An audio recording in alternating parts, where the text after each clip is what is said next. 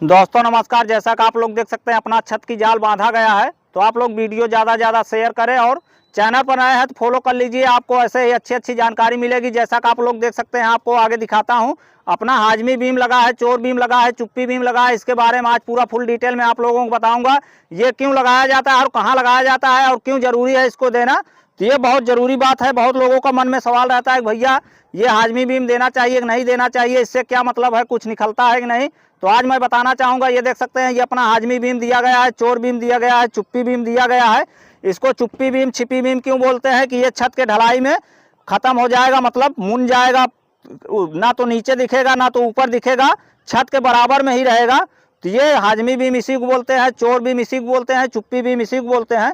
तो इसके बारे में बता दूं ये कहाँ देना जरूरी है। जैसा कि आप लोग देख सकते हैं यहाँ पर बीम है और इस बीम से और हम लोग काउंटिंग करेंगे यहाँ तक तो अपना 12 फीट है। और यहाँ से अगर काउंटिंग करेंगे तो वहाँ तक आप लोग देख सकते हैं 16 फीट है।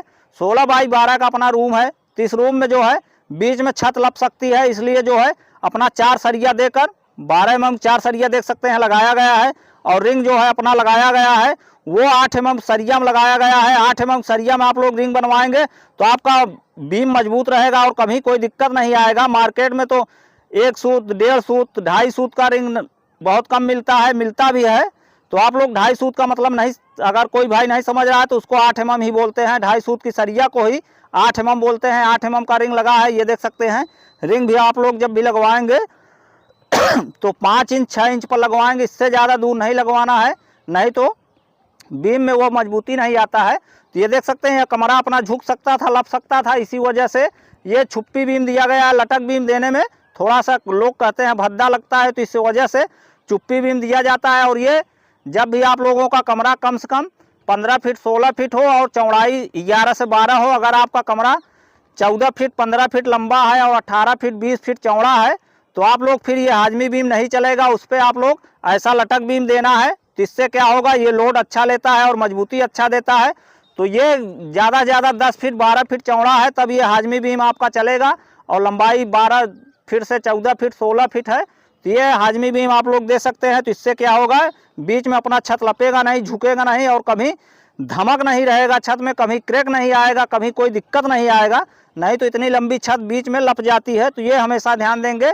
ये बीम कहाँ लगाना है, जहाँ पर अपना छत बड़ा हो। छोटे छत में, जैसे कि अपना छोटा छत बता दूं 10 बाई 12 का है, उसमें नहीं लगाना है। 10 बाई 14 का है तो उसमें भी नहीं देंगे तो चलेगा।